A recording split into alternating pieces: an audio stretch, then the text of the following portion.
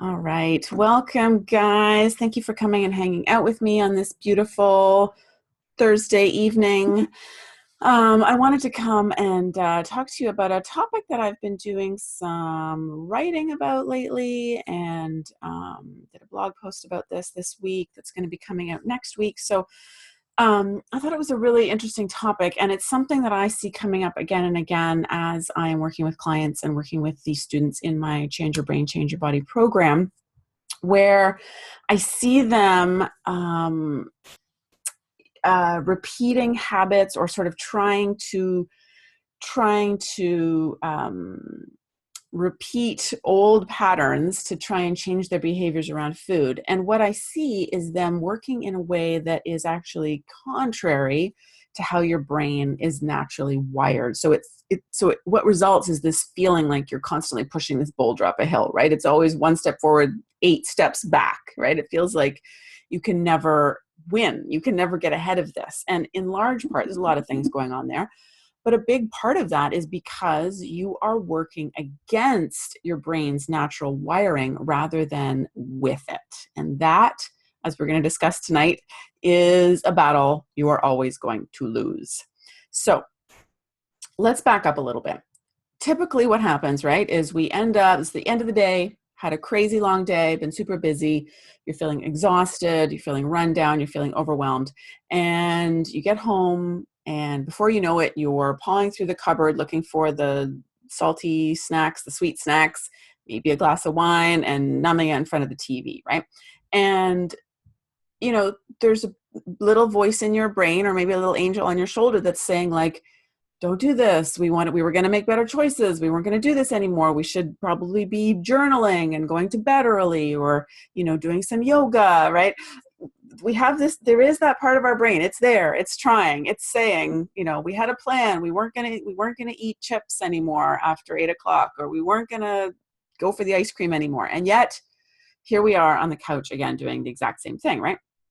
And why is this, right? It's not because you're weak. It's not because you don't have enough willpower. It's not because you lack the moral character to stick with a program. It is because you are working against your brain's natural programming, right? You are pushing the boulder up the hill. You are trying to stem the tide, right? And this is a David and Goliath battle, right? Your brain has been doing this for hundreds of thousands of years in terms of biology, and it is very good at making it do what it wants you to do.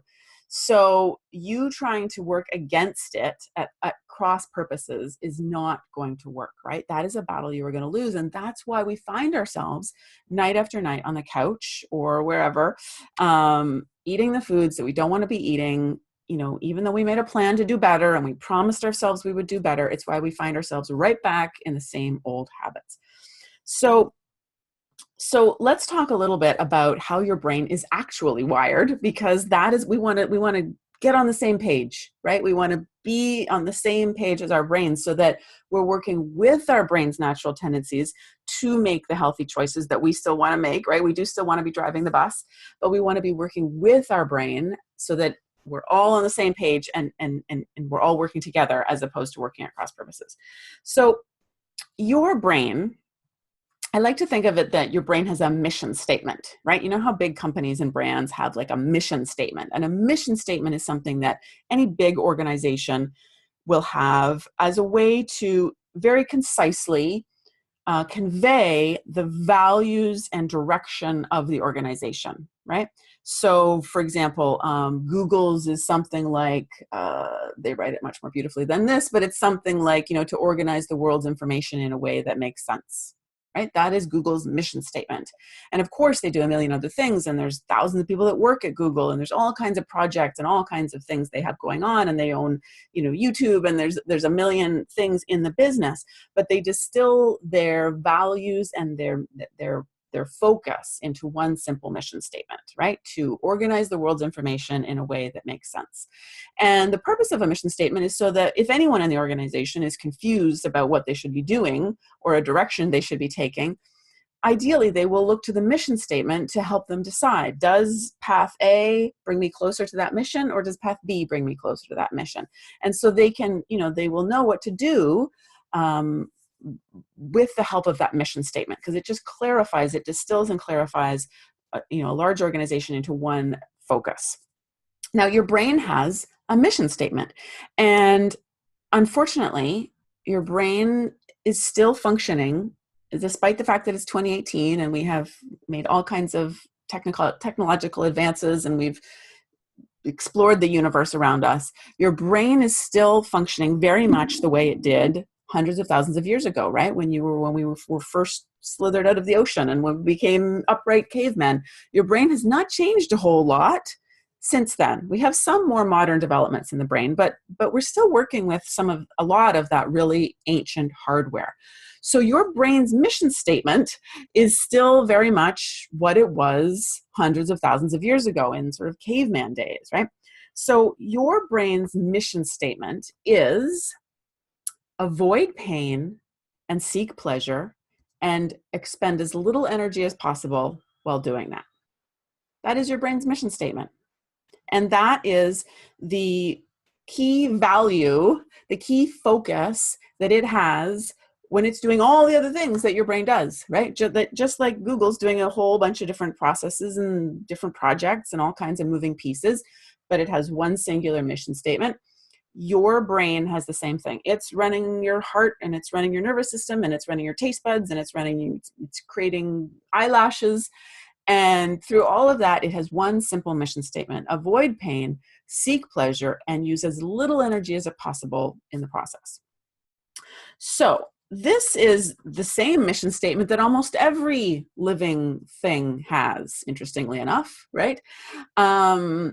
When the monkey gets hungry, it goes for the lowest hanging fruit on the tree, right? Avoid pain of hunger, seek pleasure of fruit, choose the lowest hanging fruit, right? Don't climb to the top of the tree, choose the lowest hanging fruit.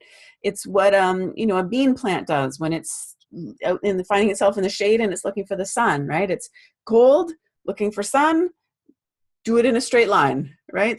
Plants lean into the sun. They don't kind of zigzag around, they go straight, little energy as possible.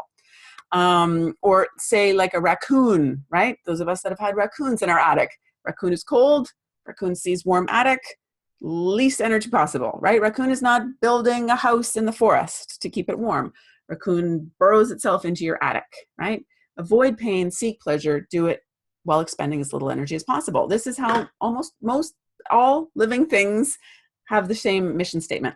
And your brain does the same thing. So it's important for us to recognize that that's what's going on, right? Your brain is always going to want to do that. Again, very often what I see, and I'll sort of explain in a moment, very often what I see people doing is they're working against that, right? They're trying to make their brain not want to avoid pleasure, not want to seek pain, and not want to do it while using as little energy as possible. And this is why it's like you just end up back on the couch eating the potato chips in front of the TV, even though you didn't want to, and you're hating yourself and you feel guilty and it's awful, right? And you don't know why. You feel literally powerless. You feel like, I want to make better choices, but I honestly, Sarah, I don't feel like I can. This is what's going on, right? You are trying to work against your brain's natural programming, and that is a battle you are going to lose, right? For the most part, it's a David and Goliath battle. You're not going to win that one. So, other people, we tend to, like, again, if you're watching this video and if you're in my community, if you're in the group, food is probably what your brain associates with pleasure. So when it senses pain, whether it's physical, but very often for us these days, it's emotional, psychological, senses pain, what's the closest pleasure that's going to require the least amount of energy to get to, right? And for those of us that have our brains programmed in a certain way, it's food. Right? It's the ice cream in the freezer. It's the salty snacks in the cupboard. Feel pain, exhausted, overwhelmed, drained. Pleasure equals food. And the least energy possible is just going into the freezer and getting that ice cream, right? Other people are wired differently. Like their brains still have the same mission statement, but they associate pleasure with something else. So instead, so when they feel stressed or overwhelmed or worried, maybe they're not going to food, but maybe they're going to social media, or they're shopping, or they're online gambling, or they're using drugs or alcohol, right? There could be lots of other things, but All of our brains share a similar mission statement. So very often what we do when we fall back into that old pattern, right, those old habits, is we just end up beating ourselves up, right? We're like, oh, here I am on the couch again. I didn't want to do this. I promised myself I wouldn't do this. Why am I so weak? Why do I keep doing this? I'm never going to lose this weight. I'm never going to get control of this. And it's just judgment, right? We just pile up the judgment and the guilt, and we kind of feel like we deserve it. And so we just do it more, and like we're pathetic, and we're just horrible to ourselves, right? So what this is actually doing is making things worse, right? Here again, we're working against our brain's natural programming. So remember how first part of your brain's mission statement was to avoid pain. So if you're just heaping on the judgment, right, heaping on the guilt, what do you think your brain is registering that as? Not pleasure, more pain, more pain. And what does that mean? Find more pleasure, one more helping of ice cream, a few more cookies, right? One more glass of wine, like, that you're falling right into your brain's trap. So what we want to do is we want to start working with our brain instead of against it, right? We want to consider our brain's mission statement, which is unchangeable, right? You are not going to change that. So let's start working with it. So what do? First of all, we think about the first part of the mission statement, which is avoid pain and seek pleasure, right? So we don't want to be heaping on the judgment. That's just more pain, right? That's just going to send us in the same pattern. So instead, I always use the mantra, replace judgment with curiosity. So instead of heaping on the judgment, start getting curious, right? No judgment, no guilt. Start getting curious. What was going on here? What was I feeling? I was stressed. I was overwhelmed. Am I worried? Am I anxious? Am I afraid? Am I lonely? What's going on here, right? I always, when I'm telling my students to get curious, I always ask them to ask the question, how am I hoping this food would make me feel? How was I hoping this food would make me feel? Sometimes that's a good way to get into like, what's really going on, right? What did I want this food to do for myself, right? So get rid of that judgment as much as you can. I know it's hard, but you're working at cross purposes of your brain, right? We don't want to trigger more pain reflex. Judgment and the guilt, they don't help. They do actually the opposite. They make it worse. So we're going to try and get rid of that. Then we want to think about the fact that, again, your brain is wired, mission statement, to go from pain to pleasure. So how can we make the healthy choices that we want to make into a more irresistible pleasure for our brain? And I teach this a lot. I talk a lot about creating your vision or creating your why. And what I mean by that is, instead of we have to have a good, pleasurable, desirable, exciting reason why we're doing this, right? Why do we want to make the healthy choices? It can't just be to lose 20 pounds or to have more energy, right? Those don't feel like, that's not pleasure to your brain. Instead, you want to take some time. And again, I work with my students. We do a whole module on this in the Change Your Brain, Change Your Body program. But you want to work on answering some of those questions about, like, why am I doing this? How would my life be different? What would I be able to do, or what might I do that I don't currently do because of the way I feel about myself, the way I feel health-wise, or how much energy I have? What would I be able to do with the people that I love? What are some experiences I would be able to have? How would I feel about myself? How would my confidence be different? How would I show up in life differently, right? How would I change as a person if I could make all these healthy choices that I want to make and stay consistent with it? So what we're trying to get at here is we're trying to create this a really specific and detailed vision, almost like a movie in your head of what it is that you're creating, right? Why you want to make the healthy choice and what that's going to get you. Pleasure, right? Pleasure. It's going to be an amazing, my life is going to be fantastic. I'm going to feel great. I'm going to have time with the people that I love. I'm going to be around for my grandkids. I'm going to have energy. I'm going to go on that hiking trip that I've been putting off for 5 years because I'm going to be huffing and puffing up the hill.